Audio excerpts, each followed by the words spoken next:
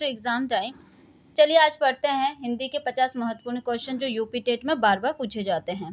Question पहला, हिंदी वर्णमाला में आयोग वह वर्ण कौन से होते हैं? ये अंग और अह, ये दो ऐसे वर्ण होते हैं जो न तो स्वर होते हैं न व्यंजन होती है। इसकी ध्वनि क्या होती है? स्वतंत्र होती है। छ, त्र, ज्ञ, श्र को क्या कहा जाता है? ये संयुक्त व्यंजन होते हैं। हिंदी में मूलतः वर्णों की कुल संख्या कितनी होती है? 52, 52। घ का उच्चारण स्थान कौन सा होता है? कंठ। क, ख, ग, घ। जब हम बोलेंगे तो हमें खुद महसूस होगा कि हमारा जो आवाज है वो कंठ से निकल रही है।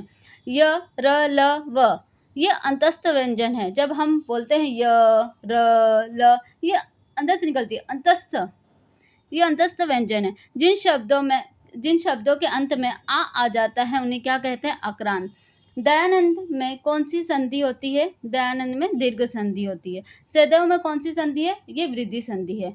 पवित्र का सही संधि विच्छेद क्या होता है? पो प्लस इत्र।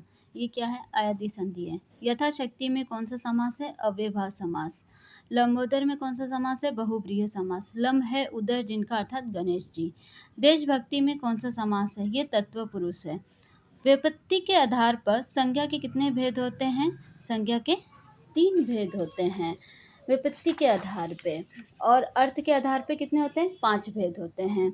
जो विपत्ति के आधार पे 3 भेद होते हैं वो रूढ़ संज्ञा होती है, यौगिक संज्ञा होती है और योग रूढ़ संज्ञा होती है। जो रूढ़ संज्ञा होती है वो ऐसे शब्द होते हैं जिसके सार्थक खंड नहीं किए जा सकते। फॉर एग्जाम्पल नाक, कान, जल, दिन, इनके हम सार्थक खंड नहीं कर सकते। जैसे ना प्लस क, इसका कोई मतलब नहीं निकलता है। दूसरा है यौगिक संज्ञा। वे शब्द जो 2 या 2 से अधिक शब्दों के योग बनते हैं, जिनमें प्रत्येक खंड का अपना अर्थ होता है, उसे हम यौगिक संज्ञा कहते हैं। जैसे हिमालय, हिम प्लस आलय। जैसे पुस्तकालय, पुस्तक प्लस आलय। ठीक है। योग रूढ़ संज्ञा ऐसे शब्द हैं जो 2 या 2 से अधिक शब्दों का योग बनते हैं लेकिन किसी विशेष अर्थ के लिए प्रसिद्ध होते हैं। जैसे दशानन, पंकज। ठीक है। अर्थ के आधार पर 5 भेद जो होते हैं वो व्यक्तिवाचक, जातिवाचक संज्ञा, भाववाचक संज्ञा, समूहवाचक संज्ञा और द्रव्यवाचक संज्ञा। हिंदी में सर्वनाम की कुल संख्या कितनी होती है? 11। मैं, तू, आप, यह, वह, जो, सो, कोई, कुछ, कौन, क्या। ठीक है। कवि शब्द किस संज्ञा का उदाहरण होता है? कवि जो शब्द है वो जातिवाचक संज्ञा का उदाहरण है। मुझे थोड़ा दूध दो में थोड़ा, जो थोड़ा है वो किस प्रकार का विशेषण है? ये परिमाणवाचक विशेषण है। चिड़िया आकाश में उड़ रही है। इस वाक्य में जो उड़ रही है ये किस प्रकार की क्रिया है? ये अकर्मक क्रिया होती है। अकर्मक क्रिया वो क्रिया होती है जो अपने साथ कर्म नहीं लाए, अर्थात जिस क्रिया का फल या कर्ता पर ही पड़े वो अकर्मक क्रिया होती है। एग्जाम्पल के लिए उल्लू दिन भर सोता है, घोड़ा दौड़ता है, उसका सिर खुजलाता है, बूंद बूंद से तालाब भरता है, पक्षी आकाश में उड़ रहे हैं, गिलास भरा है। ये अकर्मक क्रिया हो गई। सकर्मक क्रिया क्या होती है? जिस क्रिया का फल कर्ता पर न पड़कर कर्म पर पड़े उसे सकर्मक क्रिया कहते हैं। जैसे श्याम पत्र लिखता है, राम ने खिलौने तोड़ दिए, राम सेब खाता है। ये हो गए सकर्मक क्रिया। ठीक है। हिंदी में कारक के कितने भेद होते हैं? 8 भेद होते हैं। कर्ता कारक जो है उसका कारक चिन्ह क्या होता है? ने। कर्म कारक का को, करण कारक का से और द्वारा, संप्रादन कारक को और के लिए, अपादान कारक के लिए से। अपादान कारक किसके लिए यूज होता है? जब से लगा रहे, मतलब कोई अलग होने के संदर्भ में यूज करते हैं। संबंध कारक का, के, की, रा, रे, री। अधिकारण कारक का में और पर, और संबोधन कारक हे, अजी, अहो। ठीक है, समझ में आया? कवि शब्द का सही स्त्रीलिंग रूप क्या होगा? कवि शब्द का सही स्त्रीलिंग कवियत्री होगा। हे प्रभु मेरी रक्षा करो, इस वाक्य में कौन सा कारक है? इस वाक्य में संबोधन कारक है। इसमें क्या आया है? हे। कपूर का तद्भव क्या है? कपूर का तद्भव क्या है? कपूर, कपूर कर्पूर, कर्पूर क्या है? तत्सम है। कपूर क्या है? तद्भव है। लोटा, खिचड़ी, थाली किस प्रकार के शब्द हैं? ये देशज शब्द हैं। देशज शब्द किसे कहते हैं? जो स्थानीय भाषा के शब्द होते हैं। वकील और किताब किस भाषा के शब्द हैं? ये अरबी भाषा के शब्द हैं। अग्नि वो रूप क्या होगा? आग। अल्पज्ञ का सही विलोम क्या होगा? सर्वज्ञ। अनुराग का विलोम क्या होगा? विराग। अरण्य, विपिन, कानन ये किसके पर्यायवाची हैं? जंगल या वन के। कनक अनेकार्थी शब्द के दो मुख्य अर्थ क्या होते हैं? कनक का अर्थ होता है एक सोना होता है, एक धतूरा होता है। घास खोदना मुहावरे का सही अर्थ क्या है? व्यर्थ में समय नष्ट करना। आसमान पर चढ़ाना मुहावरे का अर्थ होता है अत्यधिक प्रशंसा करना। एक यूपीटेट का एक फेवरेट क्वेश्चन और है, आंख की किरकिरी होना, इसका अर्थ होता है अप्रिय लगना। शुद्ध वर्तनी का चयन कीजिए। आशीर्वाद की सही रचना क्या है? ये आशीर्वाद। व के ऊपर क्या हो जाता है? उड़ा हुआ र। उज्जवल की सही शुद्ध वर्तनी क्या है? देखिए जो दोनों ज है वो दोनों ज क्या होते हैं? आधा होते हैं, ठीक है। और फिर उसके बाद व अल। रस किस रस को कहा जाता है? श्रृंगार रस को, ठीक है। श्रृंगार रस जो होता है वो थोड़ा सा मिस्टेक है, उसको सुधार कर लीजिएगा। श्रृंगार श्र आएगा। श्रृंगार रस जो होता है वो संभोग और वियोग को बताता है, स्थायी भाव उसका। वीर रस का स्थायी भाव क्या होता है? वीर रस का स्थायी भाव क्या होता है? उत्साह होता है। रस किसे कहते हैं?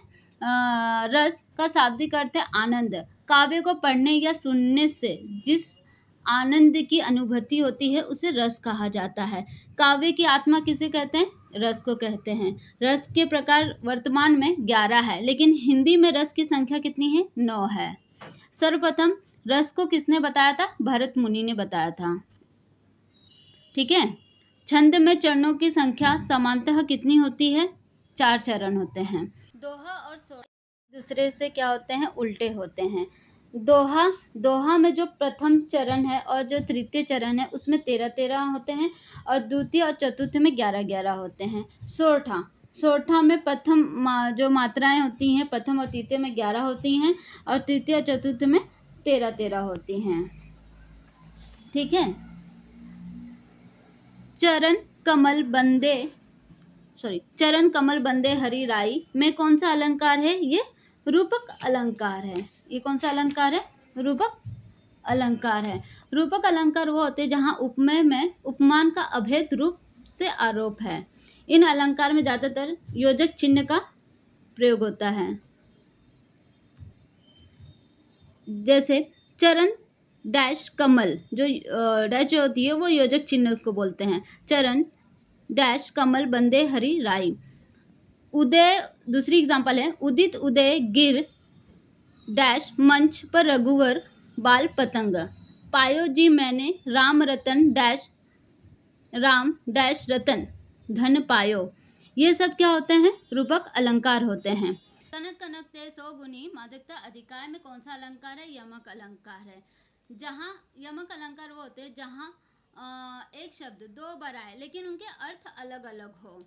मतलब कनक ते 100 गुनी मादकता अधिकार, वो खाए बहराए नर वो पाए बहराए। कनक का मतलब होता है धतूरा और एक कनक का सोना। दूसरा एग्जाम्पल है काली घटा का घमंड घटा। पहले का अर्थ होता है घटा का जो है वो बादल होता है, मेघ। दूसरे घटा का अर्थ होता है कम होना, ठीक है। जहाँ एक ही शब्द के एक से अधिक अर्थ निकलते हैं वहाँ कौन सा अलंकार होता है? ये श्लेष अलंकार होता है। श्लेष अलंकार क्या होते हैं? एक ही शब्द बार बार प्रयोग होते हैं और उसका अर्थ भिन्न होता है, उसे श्लेष अलंकार कहते हैं। फॉर एग्जाम्पल उदाहरण समझिए, रहीमन पानी रखिए बिन पानी सब सून, पानी गए न उबरे मोती मानुष चून। जो मोती जो अर्थ बता रही हूँ, पानी का जो उसमें अर्थ दिया है मोती के लिए, मनुष्य के लिए, चून मतलब क्या होता है? आटा, ठीक है।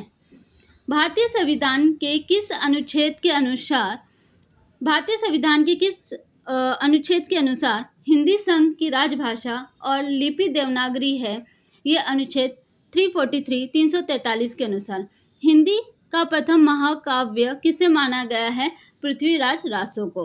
गोदान और गबन किस प्रसिद्ध लेखक की रचना है? मुंशी प्रेमचंद। कामायनी किसकी रचना है? जयशंकर प्रसाद। आधुनिक मीरा के नाम से किसे जाना जाता है? महादेवी वर्मा को। फ्रेंड्स, अगर मेरी वीडियो अच्छी लगी हो तो उसे लाइक, शेयर एंड सब्सक्राइब करिएगा।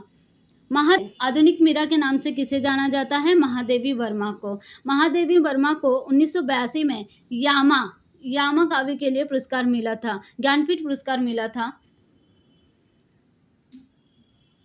हिंदी साहित्य के प्रथम ज्ञानपीठ पुरस्कार किसे और किस रचना के लिए मिला है? सुमित्रानंद पंत को मिला है, ये चिदम्बरा के लिए।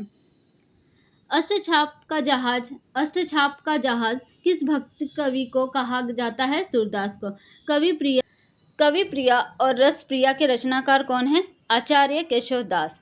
हिंदी साहित्य के किस काल को स्वर्ण काल कहा जाता है? भक्ति काल को। Thank you friends. Like, share and subscribe the exam time.